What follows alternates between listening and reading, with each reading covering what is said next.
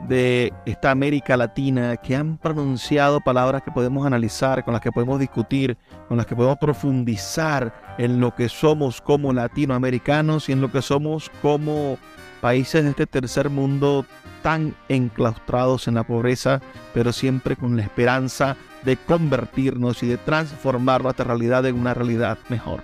Venezuela necesita esperanza. Venezuela necesita que hombres y mujeres construyan la esperanza. Quiero ser parte de esa esperanza. Cuenten conmigo y con este espacio para poder llevar esperanza hasta sus hogares. Cuando se calma el bullicio de la ciudad y se van apagando las luces de la casa, se enciende la luz del entendimiento. Desde este momento comienza Puerto de Libros, librería radiofónica, programa que contiene todos sus elementos tipo A. Puede ser escuchado por niños, niñas y adolescentes sin la supervisión de padres, madres o representantes. Comienza Puerto de Libros, librería radiofónica. Este programa llega a ustedes con el patrocinio de Puerto de Libros, librería de autor, ubicada en la Vereda del Lago y en el Teatro Varal de Maracaibo. Disfruta de los mejores libros a través de su página web, puertodelibros.com.be. Sultana del Lago Editores, la única editorial venezolana que te ofrece el servicio de impresión bajo demanda para todo el territorio nacional. Conoce más de sus servicios en sultanadelago.com. El alcalde de Chacao, Gustavo Duque, un líder comprometido con la cultura y el conocimiento, dando ejemplos de una nueva forma de hacer política. Síguelo en sus redes sociales, @Gustavo Duque Sáez. Bienvenidos a Puerto de Libros, librería radiofónica. Les habla Luis Peroso Cervantes, quien a través de la Red Nacional de Emisoras trae este espacio día tras día para compartir con ustedes nuevas y maravillosas formas de pensar, nuevas y maravillosas maneras de acercarse a los libros, a la historia, a la intelectualidad. La noche de hoy estaremos compartiendo con ustedes un programa muy especial. Estaremos escuchando el que el propio Allende consideraba su mejor discurso.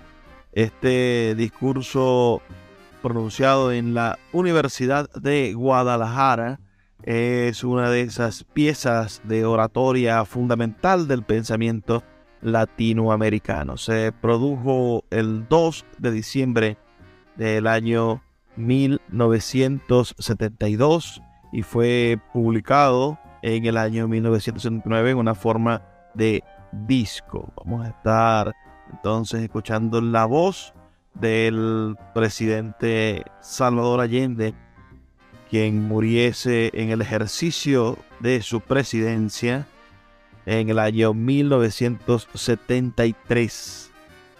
¿Conocen ustedes la voz del presidente Salvador Allende? Háganos saber sus comentarios al 0424-672-3597, 0424-672-3597 o a nuestras redes sociales @librerías radio en Twitter y en Instagram. Sin perder un instante, pasemos de una vez a escuchar este maravilloso discurso pronunciado, como les digo, el 2 de diciembre del año 1972 en la Universidad de Guadalajara.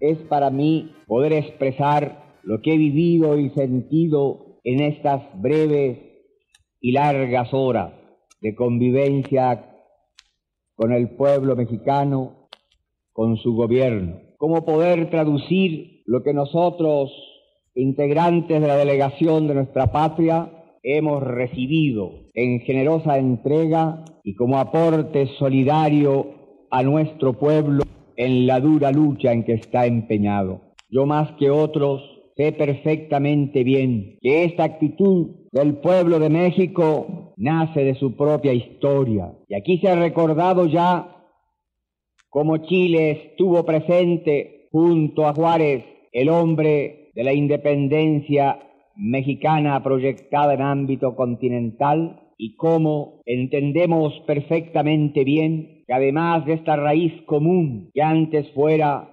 frente a los conquistadores, México es el primer país de Latinoamérica que en 1938, a través de la acción de un hombre precaro de esta tierra y de América Latina, nacionaliza el petróleo a través de la acción del general y presidente Lázaro Cárdenas. Por eso ustedes que supieron del ataque al EBE, que tuvieron que sentir el llamado profundo de la patria en un superior sentido nacional, por eso ustedes que sufrieron largamente el embate de los intereses heridos por la nacionalización, por eso ustedes, más que otros pueblos de este continente, comprenden la hora de Chile, que es la misma que ustedes tuvieron en 1938 y los años siguientes.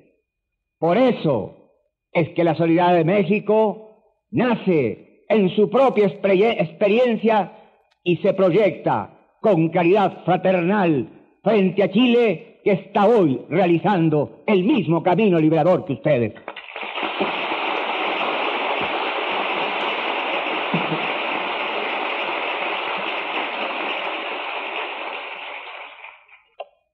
Quiero agradecer las palabras del ingeniero Ignacio Mora Luna a nombre de los profesores de la Universidad de Guadalajara, la del licenciado Enrique Romero González a nombre de las autoridades universitarias y la del compañero Guillermo Gómez Reyes, presidente de la Federación de Estudiantes de esta universidad. Bien decía el presidente Echeverría, cuando él me señalara que en este viaje era conveniente que llegara a conocer la provincia y eligiera a Jalisco y me hablara de Guadalajara y su universidad, yo se lo agradecí y ahora, por cierto, que se lo agradezco más. Porque si hemos recibido el afecto cálido del pueblo mexicano, de sus mujeres y de sus hombres, ¿qué puede significar más que estar junto a la juventud y sentir cómo ella late impresurosamente con una clara conciencia revolucionaria y antiimperialista? Desde que llegara cerca de esta universidad ya comprendí perfectamente bien el espíritu que hay en ella. En los letreros de saludo a mi presencia aquí, tan solo como mensajero de mi pueblo, yo ya veía esta definición. Esta no es una universidad tradicional, esta no es, y es bastante para muchas universidades de nuestro continente, una universidad que haya hecho la reforma. Yo creo que esta es una universidad comprometida con el pueblo, con los cambios, con la lucha por la independencia económica y la plena soberanía de nuestros pueblos.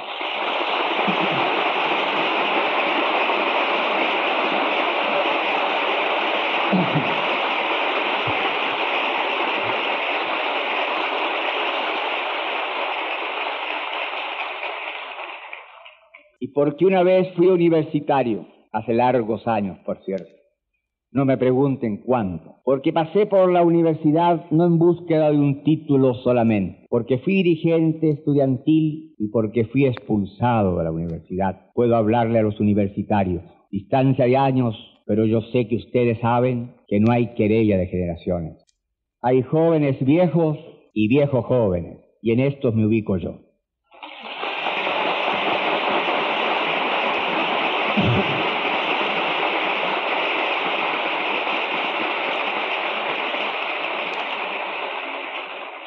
Hay jóvenes viejos que no comprenden que ser universitario, por ejemplo, es un privilegio extraordinario en la inmensa mayoría de los países de nuestro continente. Esos jóvenes viejos creen que la universidad se ha levantado como una necesidad para preparar técnicos y que ellos deben estar satisfechos con adquirir un título profesional. Les da rango social y el arribismo social, caramba, que es dramáticamente peligroso. Les da un instrumento que les permite ganarse la vida en condiciones de ingresos superiores a la mayoría del resto de los conciudadanos. Y estos jóvenes viejos, si son arquitectos, por ejemplo, no se preguntan cuántas viviendas faltan en nuestros países, y a veces ni en su propio país. Hay estudiantes que con un criterio estrictamente liberal hacen de su profesión el medio honesto para ganarse la vida,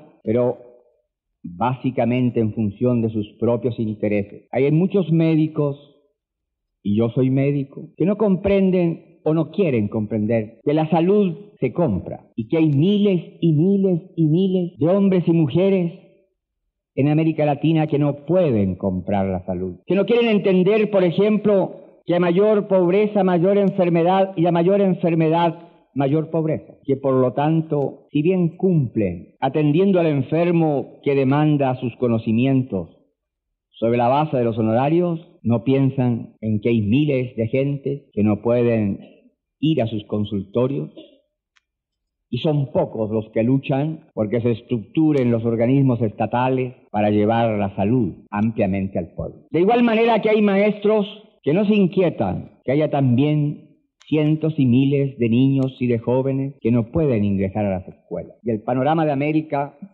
es un panorama dramático en las cifras de su realidad dolorosa. Llevamos casi todos los pueblos nuestros más de un siglo y medio de independencia política. ¿Y cuáles son los datos que marcan nuestra dependencia y nuestra explotación? Siendo países potencialmente ricos, la inmensa mayoría somos pueblos pobres. En América Latina, continente de más de 220 millones de habitantes, hay 100 millones de analfabetos y semianalfabetos. En este continente hay más de 30 millones de cesantes absolutos y la cifra se eleva por sobre 60 millones, tomando en consideración aquellos que tienen trabajos ocasionales. En nuestro continente, el 53% de la población, según algunos, y según otros, el 57%, se alimenta en condiciones por debajo de lo normal. En América Latina faltan más de 28 millones de viviendas. En estas circunstancias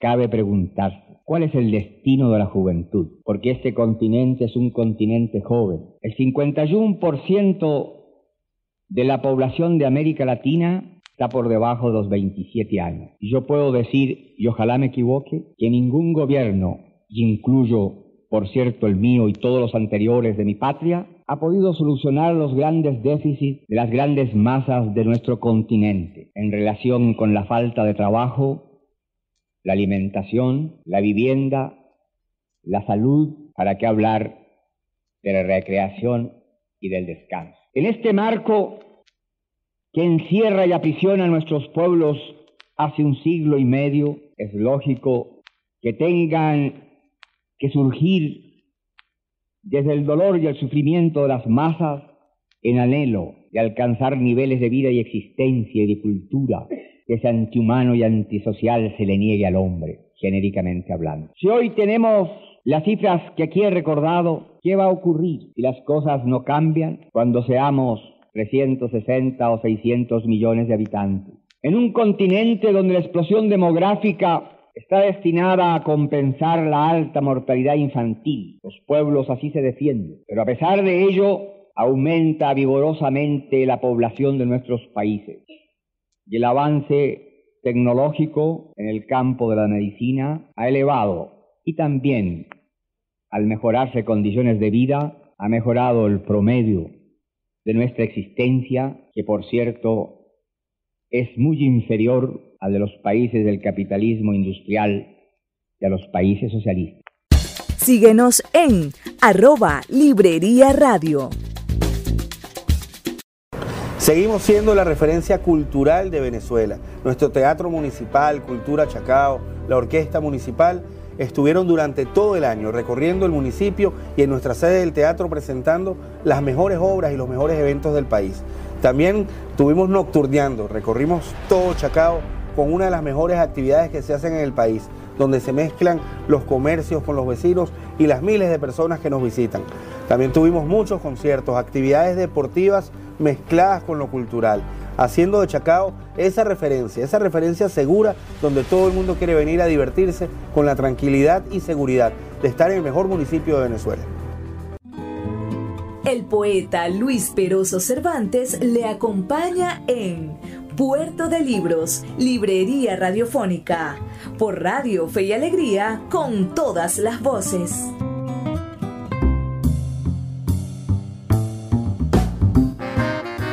Estamos escuchando el discurso que pronunciara el presidente de Chile, Salvador Allende, en el año 1974 en su visita a la Universidad de Guadalajara.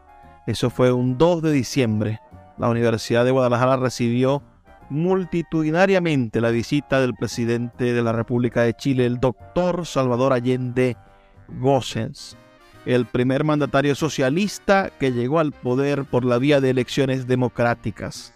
En el acto académico que se celebró en el auditorio del Instituto de Ciencias Sociales y Humanidades, el doctor Allende fue acompañado por el presidente de la República, Luis Echeverría Álvarez, los ministros de Relaciones Exteriores de Chile, Clodomiro Almeida, y el de México, Emilio Oscar Rabasa, el secretario del Trabajo y Previsión Social, Porfirio Muñoz Ledo, por la señora María Esther Zuno de Echeverría, el presidente del Partido Revolucionario Institucional, Jesús Reyes Heroles, el obispo de Cuernavaca, Sergio Méndez Arceo, el gobernador del estado de Jalisco, Alberto Orozco Romero, y por la comunidad universitaria en pleno, presidida por el rector José Parres Arias. Sigamos escuchando este discurso, pero por favor no dejen de enviarme sus comentarios al 0424-672-3597. Pero si ningún gobierno de este continente democrático, y lo hay pocos, pseudo-democráticos, hay más, dictatoriales también los hay, ningún gobierno ha sido capaz de superar los grandes déficits, reconociendo, por cierto, que se han hecho esfuerzos indiscutiblemente laudatorios por gobiernos, y especialmente por los gobiernos democráticos, porque escuchan la voz, la protesta, el anhelo de los pueblos mismos para avanzar en la tentativa frustrada de hacer posible que estos déficits no sigan pesando sobre nuestra existencia. ¿Y por qué sucede esto? Porque somos países monoproductores en la inmensa mayoría. Somos los países del cacao, del banano, del café, del estaño, del petróleo o del cobre. Somos países productores de materias primas e importadores de artículos manufacturados. Vendemos barato y compramos caro. Nosotros, al comprar caro, estamos pagando el alto ingreso que tiene el técnico, el empleado y el obrero de los países industrializados. Además, en la inmensa mayoría de los casos, como las riquezas fundamentales están en manos del capital foráneo, se ignoran los mercados, no se interviene en los precios ni en los niveles de producción. La experiencia la hemos vivido nosotros en el cobre y ustedes en el petróleo. Somos países en donde el gran capital financiero busca y encuentra, por la complacencia culpable muchas veces de gentes que no quieren entender su deber patriótico, la posibilidad de obtenerlo. Porque ¿qué es el imperialismo, compañeros jóvenes? Es la concentración del capital en los países industrializados que, alcanzando la fuerza del capital financiero, abandona las inversiones en las metrópolis económicas para hacerlo en nuestros países. Y por lo tanto, este capital que en su propia metrópoli tiene utilidades muy bajas, adquiere grandes utilidades en nuestras tierras, porque además muchas veces las negociaciones son entre las compañías que aquí trabajan y las compañías que son dueñas de estas y que están más allá de nuestra frontera. Entonces somos países que no aprovechamos los excedentes de nuestra producción, y este continente ya conoce, no a través de los agitadores sociales con apellidos políticos como el que yo tengo de socialista, sino a través de las cifras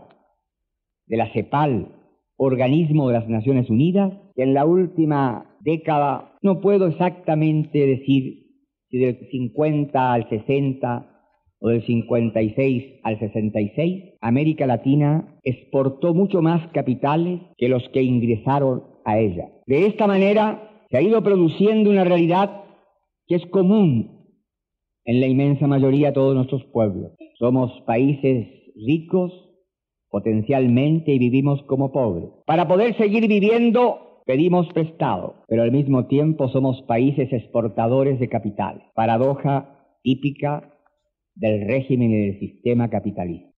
Es indispensable que dentro de cuando internacionalmente los países viven y fortalecen su economía, cuando la realidad de los mercados y los precios de otros continentes del tercer mundo alcanza a la fantástica cifra, cuando mi país que en México son respetuosos de la ley y la voluntad popular, cuando mi país, el segundo productor de cobre en el mundo, y tiene las más grandes reservas, y tiene la más inmunda que Camata y el teniente, cuando mi país se ha visto obligado a endeudarse a externa, que per cápita tan solo superada por la deuda que tiene, podemos estimar que está en guerra. Cuando yo debía haber cancelado este año para amortizar y pagar los intereses de esa deuda, 420 millones de dólares, que significan más del 30% del presupuesto de ingresos, uno puede colegir que es imposible que pueda esto seguir y que esta realidad se mantenga. Si a ello se agrega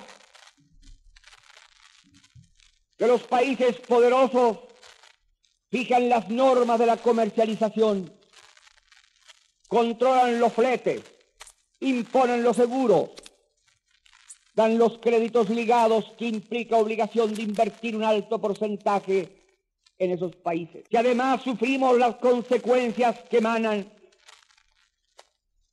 de que cuando los países poderosos o el país más poderoso del capitalismo estima necesario devaluar su moneda, las consecuencias las pagamos nosotros. Y si tiembla el mercado del dinero en los países industrializados, las consecuencias son mucho más fuertes, mucho más duras y pesan más sobre nuestros pueblos. Si el precio de las materias primas baja, el precio de los artículos manufacturados y aún los alimentos sube.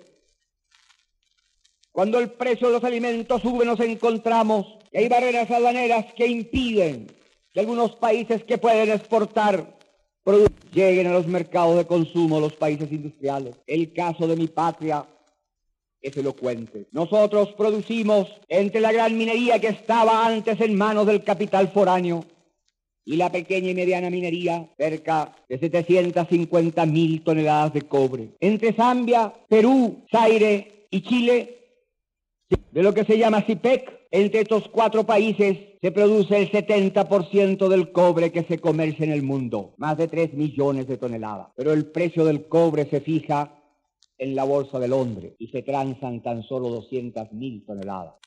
Y Chile, hace 3 años, por ejemplo, tuvo un promedio de precio superior a los 62 centavos. Y cada centavo que sube significa 18 millones de dólares más para nuestro país. El año 71, el precio del cobre en el último año del gobierno del presidente Frei fue de 59. En el primer año del gobierno popular fue tan solo de 49.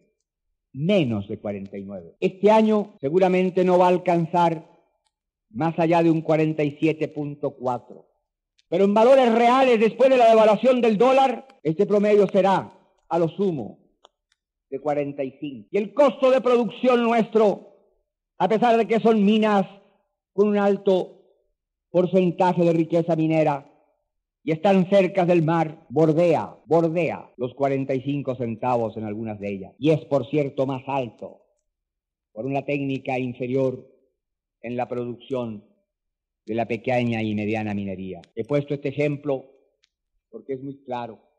Nosotros, que tenemos un presupuesto de divisa superior a muchos países latinoamericanos, que tenemos una extensión de tierra que podría alimentar y debería alimentar a 20 o a 25 millones de habitantes, hemos tenido que importar desde siempre, por así decirlo, carne, trigo, grasa, mantequilla y aceite. 200 millones de dólares al año. Y desde que estamos en el gobierno popular, tenemos que importar más alimentos, porque tenemos conciencia que aún importando como lo hicieron los gobiernos anteriores, 200 millones de dólares al año, en Chile el 48% de la población se alimentaba por debajo de lo normal. Y aquí, en esta casa de hermanos, yo que soy médico, que he sido profesor de medicina social y presidente durante 5 años del Colegio Médico de Chile, puedo dar una cifra que no me avergüenza, pero que sí me duele. En mi patria, porque hay estadísticas y no los ocultamos, hay 600.000 niños que tienen un desarrollo mental por debajo de lo normal. Si acaso un niño en los primeros 8 meses de su vida no recibe la proteína necesaria para su desarrollo corporal y cerebral, si ese niño no recibe esa proteína, se va a desarrollar en forma diferente al niño que pudo tenerla y que lógicamente es casi siempre el hijo de un sector minoritario, de un sector poderoso económicamente. Si a ese niño que no recibió la proteína suficiente, después de los 8 meses se le da, puede recuperar y normalizar su desarrollo corporal, pero no puede alcanzar el desarrollo normal de su cerebro. Por eso muchas veces los maestros o las maestras, en su gran labor, yo siempre vinculo a los maestros y a los médicos como profesores de una gran responsabilidad. Muchas veces los maestros o las maestras ven que el niño no asimila, no entiende, no aprende, no retiene. Y no es porque ese niño no quiere aprender o estudiar. Es porque está en condiciones de menor valía. Y eso es consecuencia de un sistema y de un régimen social. Porque por desgracia, hasta el desarrollo de la inteligencia está marcado por la ingestión de los alimentos. Y fundamentalmente en los primeros 8 meses de la vida. ¿Y cuántas son las madres proletarias que no pueden amamantar a sus hijos cuando nosotros los médicos sabemos que el mejor alimento es la leche de la madre? Y no lo pueden hacer porque viven en las poblaciones marginales, porque sus compañeros están cesantes, porque ellas reciben su alimento y que como madres están castigadas en su propia vida. Y lo que es más injusto, en la vida de sus propios hijos. Síguenos en @Librería Radio. My dad works in B2B marketing. He came by my school for career day and said he was a big ROAS man. Then he told everyone how much he loved calculating his return on ad spend. My friends still laugh at me to this day. Not everyone gets B2B, but with LinkedIn, you'll be able to reach people who do. Get a $100 credit on your next ad campaign. Go to linkedin.com/results to claim your credit. That's linkedin.com/results. Terms and conditions apply. LinkedIn, the place to be, to be. Puerto de Libros, librería de autor, la librería que estás buscando. Te invita a visitar sus 2 sedes en el Teatro Baral de Maracaibo y en la Vereda del Lago. 2 cautivadores espacios donde podrás entrar en contacto con la literatura, con el arte, con todos los conocimientos de la humanidad a través del instrumento maravilloso que es el libro. Abiertos de lunes a domingo. Consulta sus redes sociales @Puerto de Libros o su página web www.puertodelibros.com.be, donde encontrarás la tienda virtual más grande de libros de Venezuela. Puerto de Libros, librería de autor, la librería que estás buscando. El poeta Luis Peroso Cervantes le acompaña en Puerto de Libros, librería radiofónica, por Radio Fe y Alegría, con todas las voces.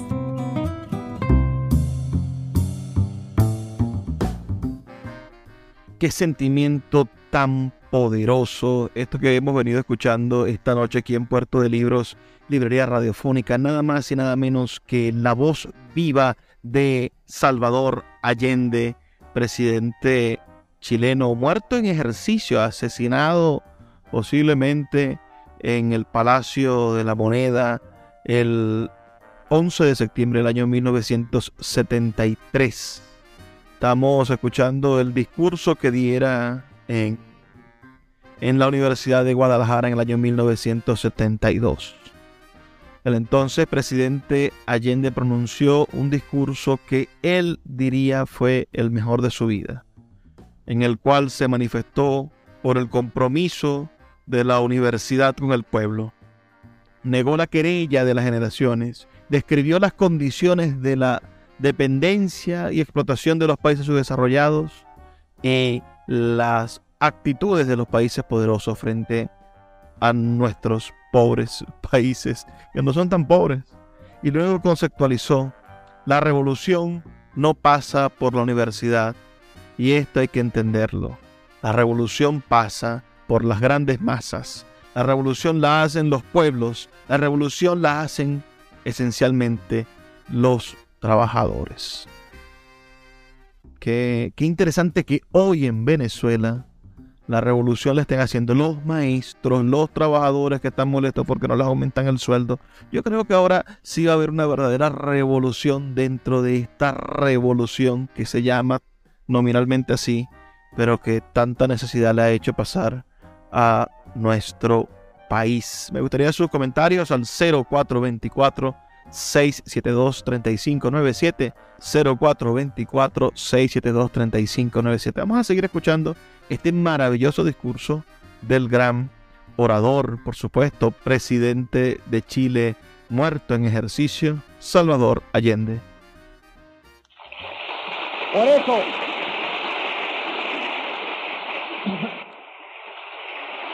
claro, los gobiernos progresistas como los nuestros avanzamos en iniciativas que tienen un contenido, pero que indiscutiblemente es un paliativo. Por ejemplo, en mi país está la asignación familiar prenatal, que paga a la mujer que está esperando familia desde el tercer mes del embarazo, que hace real desde el quinto, donde puede comprobarse que efectivamente está esperando familia.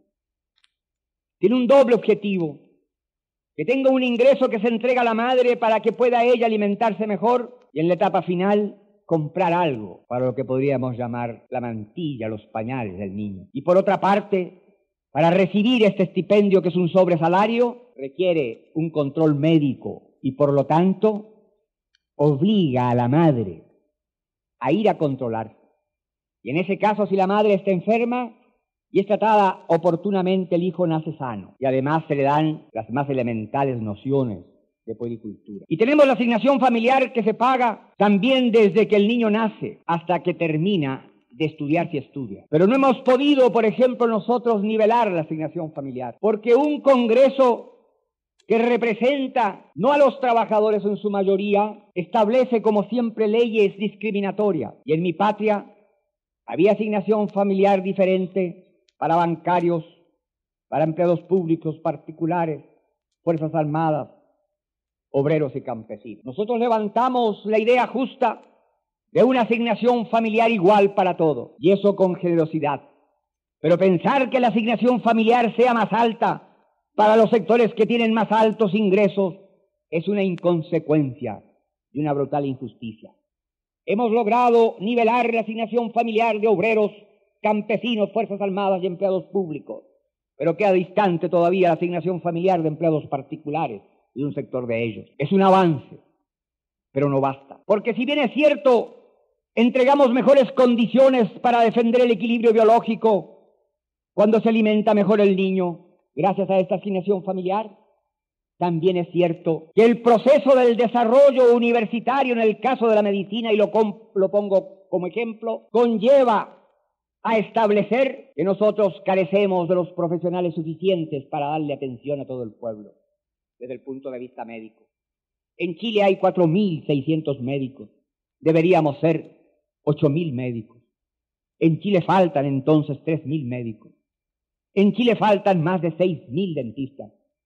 En ningún país de América Latina, y lo digo con absoluta certeza, no hay ningún servicio público estatal que haga una atención médica dental con sentido social. Se limitan en la mayoría de los países, si es que tienen esos servicios, a la etapa inicial, previa, básica, simple, sencilla de la extracción. Y si hay algo que yo he podido ver con dolor de hombre y conciencia de médico, cuando he ido a las poblaciones y he visto a las compañeras trabajadoras, a las madres proletarias gritar con esperanza nuestros gritos de combate, ver por desgracia cómo sus bocas carecen de la inmensa mayoría de los dientes, y los niños también sufren esto. Por ello entonces, y sobre la base tan solo de estos ejemplos simples, nosotros tenemos que entender que cuando hablamos de una universidad comprometida, no solo estamos hablando de una universidad que entienda que para que termine esta realidad brutal que más que un siglo y medio pesa sobre nosotros, en los cambios estructurales económicos se requiere un profesional comprometido con el cambio social. Se requiere un profesional que no se sienta un ser superior porque sus padres tuvieron el dinero suficiente para que él ingresara a la universidad. Se necesita un profesional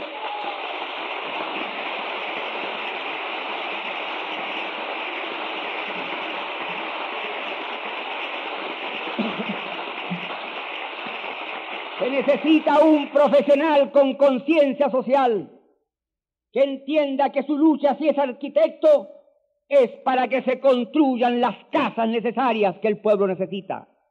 Se necesita un profesional que, si es médico, levante su voz para reclamar que la medicina llegue a las barriadas populares y fundamentalmente a los sectores campesinos. Se necesitan profesionales que no busquen engordar en los puestos públicos en las capitales de nuestras patrias. Profesionales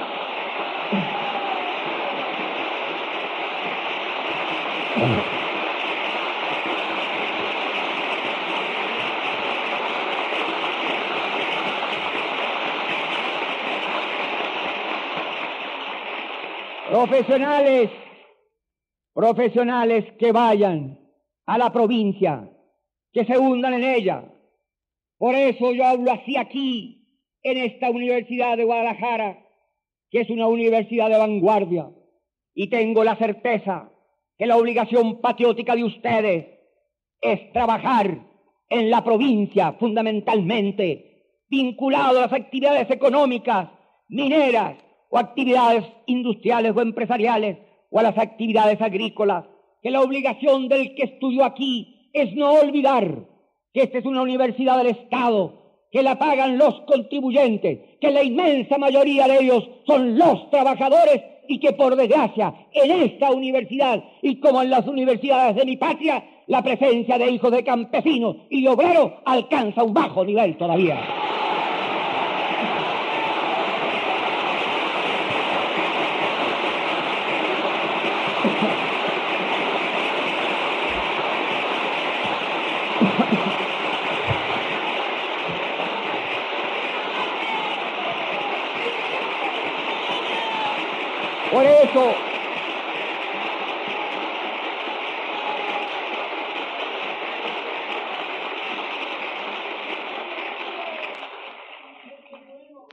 Por eso ser joven en esta época implica una gran responsabilidad. Ser joven de México, de Chile, ser joven de América Latina. Sobre todo en este continente que, como he dicho, está marcado por un promedio que señala que somos un continente joven. Y la juventud tiene que asumir su responsabilidad histórica. Tienen que entender que no hay lucha de generaciones, como lo dijera hace un instante, que hay un enfrentamiento social que es muy distinto.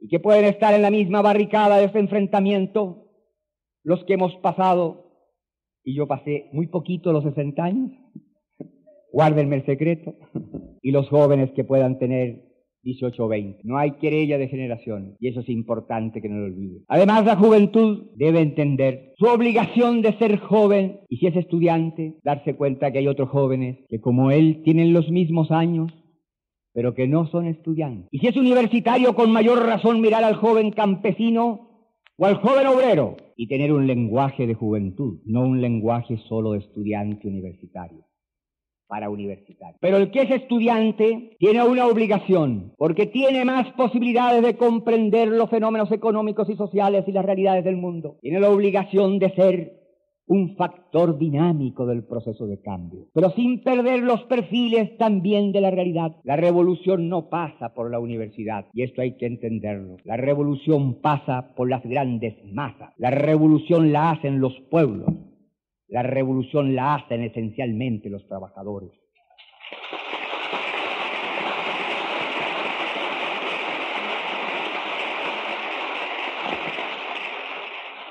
Y yo comparto el pensamiento que aquí se ha expresado, que el presidente Echeverría lo ha señalado muchas veces, que yo también lo he dicho en mi patria. Allá luchamos por los cambios dentro de los marcos de la democracia burguesa, con dificultades mucho mayores en un país donde los poderes de Estado son independientes.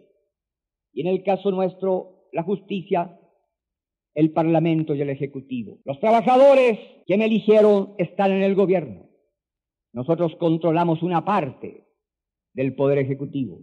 Somos una minoría en el Congreso. El Poder Judicial es autónomo y el Código Civil de mi patria tiene 100 años. Y si yo no critico en mi patria el Poder Judicial, menos lo voy a hacer aquí. Pero indiscutiblemente hay que pensar que esas leyes representaban otra época y otra realidad. No fueron leyes hechas por los trabajadores que estamos en el gobierno. Fueron hechas por los sectores de la burguesía que tenían el Ejecutivo, el poder económico y que eran mayoría en el Congreso Nacional. Sin embargo, la realidad de Chile, su historia, su idiosincrasia, sus características, la fortaleza de su institucionalidad, nos llevó a los dirigentes políticos a entender que en Chile no teníamos otro camino, el camino de la lucha electoral, y ganamos por ese camino, que muchos no compartían, y fundamentalmente como consecuencia del pensamiento generado en este continente después de la Revolución Cubana y con la asimilación un poco equivocada de la divulgación de tácticas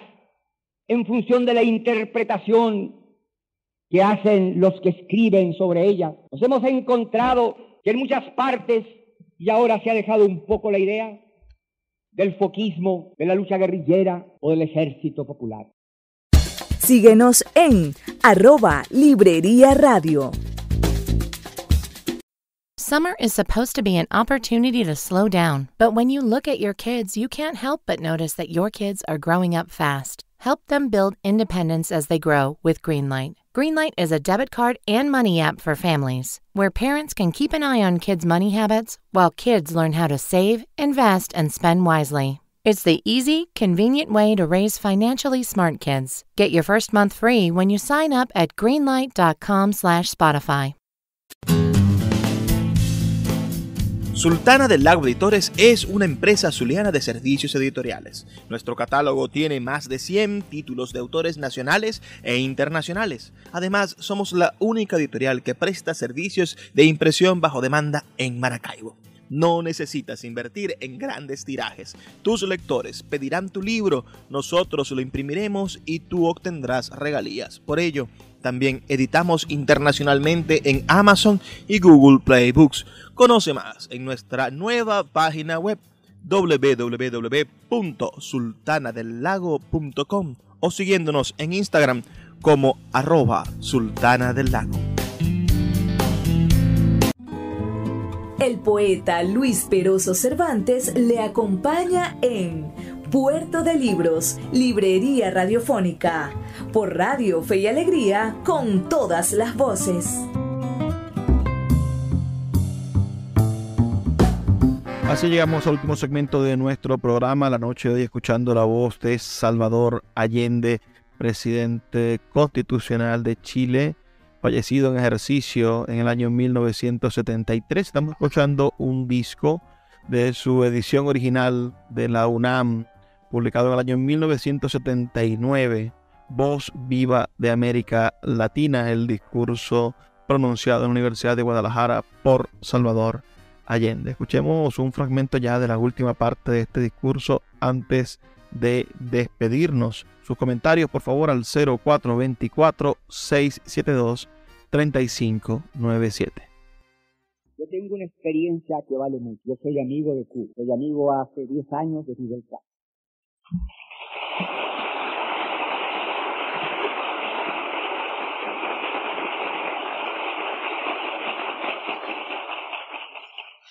fui amigo del comandante Ernesto Che Guevara.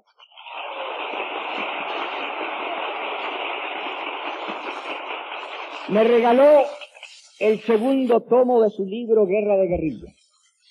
El primero se lo dio a Fidel. Yo estaba en Cuba cuando salió. Y en la dedicatoria que me puso, dice lo siguiente: a Salvador Allende, que por otros medios trata de obtener lo mismo. Si el comandante Guevara firmaba una dedicatoria de esta manera, es porque era un hombre de espíritu amplio que comprendía que cada pueblo tiene su propia realidad, que no hay receta para hacer revoluciones.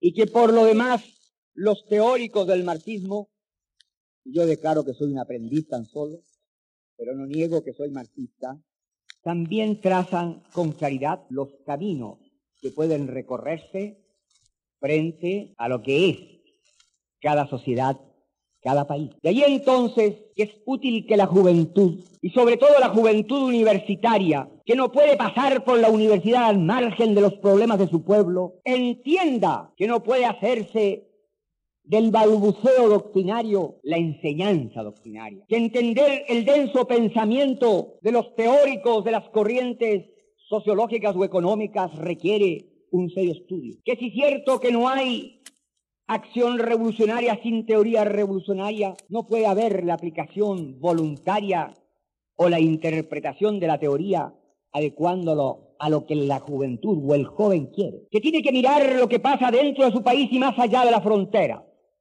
y comprender que hay realidades que deben ser meditadas y analizadas. Cuando algunos grupos en mi patria, un poco más allá de la unidad popular, en donde hay compañeros jóvenes en cuya lealtad revolucionaria yo creo, pero en cuya concepción de la realidad no creo, hablan, por ejemplo, de que en mi país debería hacerse lo mismo que se ha hecho en otros países que han alcanzado el socialismo. Yo les he hecho pregunta en voz alta. ¿Por qué, por ejemplo, un país como es la República Popular China, poderoso país, extraordinariamente poderoso país, ha tenido que tolerar la realidad de que Taiwán o que Formosa esté en manos de Chiang Kai-shek? ¿Es que acaso la República Popular China no tiene los elementos bélicos, por así decirlo, lo suficientemente poderosos para haber en 2 minutos recuperado Taiwán, llamado Formosa? ¿Por qué no lo ha hecho? Porque indiscutiblemente hay problemas superiores de la responsabilidad política, porque al proceder así colocaba a la República Popular China en el camino de una agresión que podía haber significado un daño para el proceso revolucionario y quizás una conflagración mundial. ¿Quién puede dudar de la voluntad, de la acción, de la decisión, de la conciencia de la revolucionaria de Fidel Castro? ¿Y por qué la bahía de Guantánamo no la ha tomado? Porque no puede, ni debe hacerlo, porque expondría a su revolución y a su patria a una represalia brutal. Entonces, uno se encuentra a veces con jóvenes que, como que han leído el manifiesto comunista o lo han llevado largo rato debajo del brazo, creen que lo han asimilado.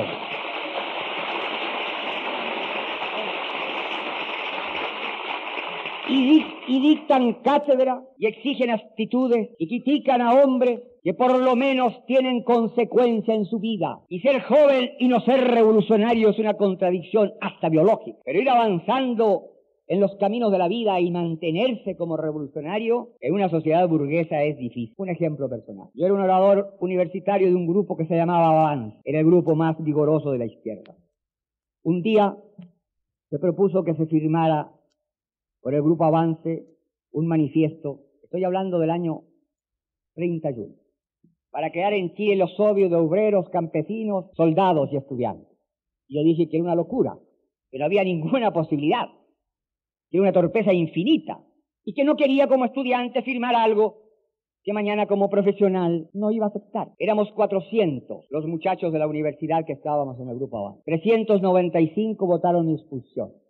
De los 400 fueron los que se han muerto, y por suerte no son muchos, solo 2 quedamos en la lucha social. Los demás tienen depósitos bancarios, algunos en el extranjero, tuvieron latifundios, se los expropiamos.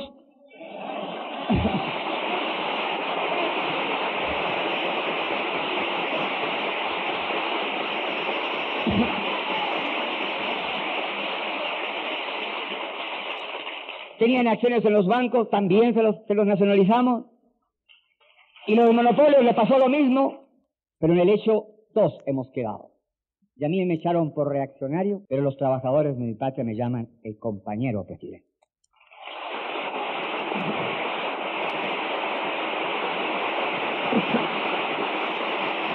Por eso, el dogmatismo, el sectarismo debe ser combatido. La lucha ideológica debe llevarse a niveles superiores. Y eso sí que es importante. El diálogo, la discusión, pero la discusión para esclarecer, no para imponer determinadas posiciones. Y además, el estudiante universitario que tiene una postura doctrinaria y política tiene fundamentalmente que no olvidarse que precisamente la revolución necesita a los técnicos y los profesionales. Ya Lenin lo dijo. Yo he aumentado la cifra para impactar más en mi patria. Lenin dijo que un profesional, un técnico valía por 10 comunistas. Yo digo que por 50 y por 80 socialistas. Yo soy socialista. Me duele mucho a los compañeros míos que digan esto, pero lo digo ¿por qué? Porque he vivido una politización en la universidad llevada a extremos tales que el estudiante olvida su responsabilidad fundamental. Pero en una sociedad donde la técnica y la ciencia adquieren los niveles que ha adquirido la sociedad contemporánea, ¿cómo no requerir precisamente capacidad y capacitación a los revolucionarios? Por lo tanto, el dirigente político universitario tendrá más autoridad moral si acaso es también un buen estudiante universitario.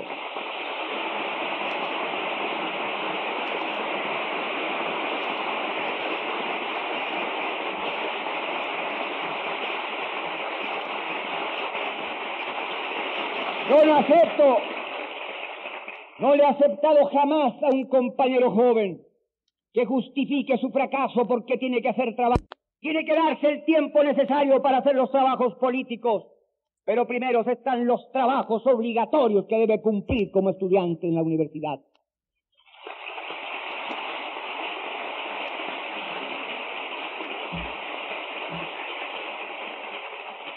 Ser agitador universitario y mal estudiante es fácil. Ser dirigente revolucionario y buen estudiante es más difícil.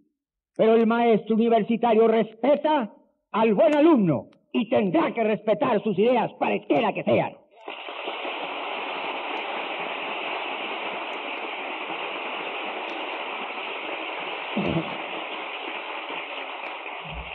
Por eso es que la juventud en el mundo contemporáneo, y sobre todo la juventud de Latinoamérica, tiene una obligación contraída con la historia, con su pueblo, con el pasado de su patria. La juventud no puede ser sectaria.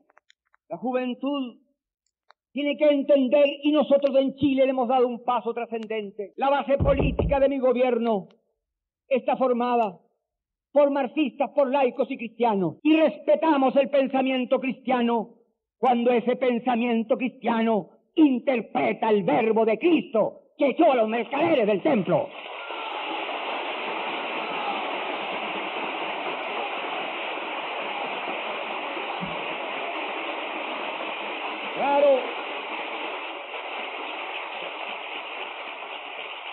Claro que tenemos la experiencia de la Iglesia vinculada al proceso de los países poderosos del capitalismo e influyendo en los siglos pasados y en la primera etapa de esta, no al favor de los humildes, como lo planteaba el maestro de Galilea. Pero si los tiempos han cambiado y la conciencia cristiana está marcando la consecuencia con el pensamiento honesto en la acción honesta, los marxistas podemos coincidir en etapas programáticas como pueden hacerlo los laicos.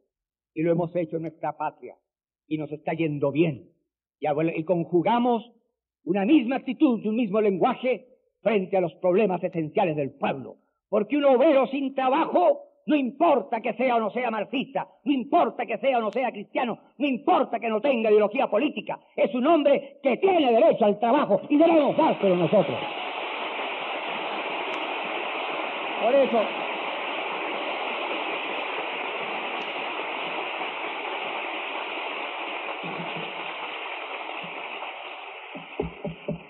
el sectarismo, el dogmatismo, el burocratismo que congela las revoluciones. Hay que Y ese es un proceso de concientización que es muy profunda, que debe comenzar con la juventud. Pero la juventud está frente a problemas que no son solo económicos, son problemas que lamentablemente se manifiestan con mayor violencia destructiva en el mundo contemporáneo. El escapismo, el droguismo, el alcoholismo. ¿Cuántos son los jóvenes de nuestros jóvenes países que han caído en la marihuana, que es más barata que la cocaína y más fácil de acceso? Pero ¿cuántos son los jóvenes de los países industrializados? El porcentaje, no solo por la densidad de población, sino por los medios económicos, es mucho mayor. ¿Qué es esto? ¿Qué significa? ¿Por qué la juventud llega a eso? ¿Hay frustración? ¿Cómo es posible que el joven no vea que su existencia tiene que tener un destino muy distinto al que escabulle su responsabilidad? ¿Cómo un joven no va a mirar, en el caso de México, a Hidalgo o a Juárez, a Zapata o a Villa o a Lázaro Cárdenas? ¿Cómo no entender que esos hombres fueron jóvenes también, pero que hicieron de sus vidas un combate constante y una lucha permanente? ¿Cómo la juventud que sabe que su propio porvenir está cercado por la realidad económica que marca a los países dependientes? Porque si hay algo que debe preocuparnos también a los gobernantes, es no seguir entregando cesantes ilustrados a nuestra sociedad. ¿Cuántos son los miles de jóvenes que egresados de los politécnicos o las universidades no encuentran trabajo? Yo leí hace poco un estudio de un organismo internacional importante que señalaba que para América Latina, en el final de esta década, se necesitaban, me parece, que cerca de 6 millones de nuevas ocupaciones en un continente donde la cesantía marca los niveles que yo les he dicho. Los jóvenes tienen que entender entonces que están enfrentados a estos hechos y que deben contribuir a que se modifiquen las condiciones materiales para que no haya cesantes ilustrados, profesionales con títulos de arquitectos sin construir casas y médicos sin atender enfermos porque no tienen los enfermos con qué pagarles, cuando lo único que faltan son médicos para defender el capital humano, que es lo que más vale en nuestros países. Por eso repito, y para terminar mis palabras, pidiendo excusas a ustedes por lo excesivo de ellas, que yo, que soy un hombre que pasó por la universidad, he aprendido mucho más de la universidad de la vida. He aprendido de la madre proletaria en las barriadas marginales. He aprendido del campesino que sin hablarme me dijo de la explotación más que centenaria de su padre, de su abuelo o de su tatarabuelo. He aprendido del obrero que en la industria es un número o era un número y que nada significaba como ser humano.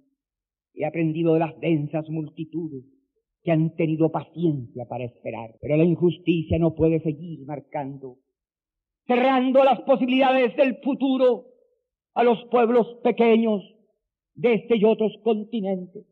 Para nosotros la frontera debe estar abolida y la solidaridad debe expresarse con el respeto a la autodeterminación y la no intervención, entendiendo que puede haber concepciones filosóficas y formas de gobierno distintos, pero que hay un mandato que nace de nuestra propia realidad, que nos obliga en el caso de este continente a unirnos. Pero mirar más allá inclusive de América Latina y comprender que nace en África hay todavía millones y millones de seres humanos que tienen una vida inferior a la que tienen los más postergados y preferidos seres de nuestro continente. Hay que entender que la lucha es solidaria en escala mundial, que frente a la insolencia imperialista solo cabe la respuesta agresiva de los países explotados. Ha llegado un instante de darse cuenta cabalmente que los que caen luchando en otras partes por hacer de sus patrias países independientes, como ocurre en Vietnam, caen por nosotros con su ejemplo heroico. Por eso,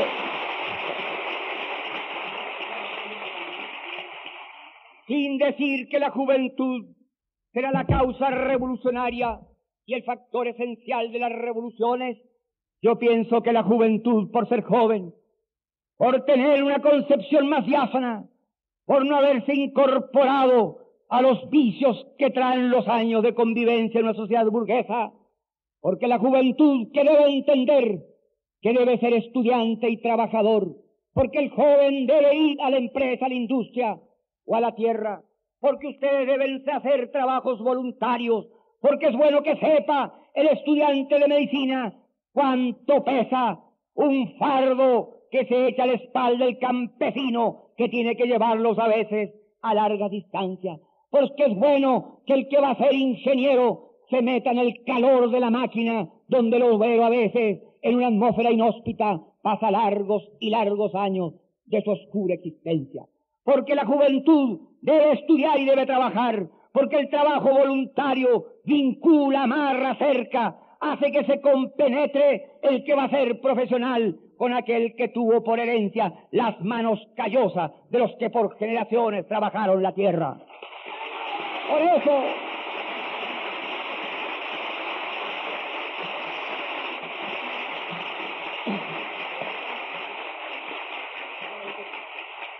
gracias, presidente y amigo, por haberme dado la oportunidad de fortalecer mis propias convicciones y la fe en la juventud frente a la actitud de ustedes. Gracias por comprender el drama de mi patria, que es, como dijera Pablo Neruda, un Vietnam silencioso. No hay tropas de ocupación, ni poderosos aviones nublan los cielos limpios de mi tierra. Pero estamos bloqueados económicamente. Pero no tenemos crédito. Pero no podemos comprar repuestos. Pero no tenemos cómo comprar alimentos. Y nos faltan medicamentos. Y para derrotar a los que así proceden, solo cabe que los pueblos entiendan quiénes son sus amigos y quiénes son sus enemigos. Y yo sé, por lo que he vivido, que México ha sido y será, y gracias por ello, amigo de mi patria.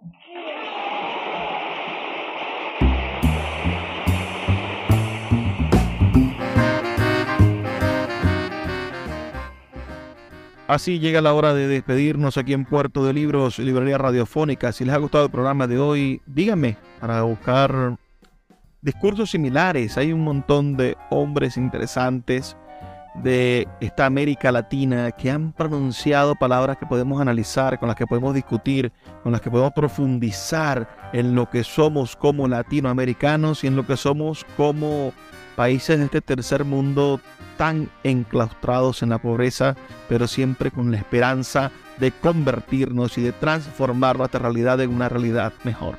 Venezuela necesita esperanza. Venezuela necesita que hombres y mujeres construyan la esperanza. Quiero ser parte de esa esperanza. Cuenten conmigo y con este espacio para poder llevar esperanza hasta sus hogares. Sus comentarios al 0424-672-3597, 0424-672-3597 o en nuestras redes sociales @librería radio en Twitter y en Instagram.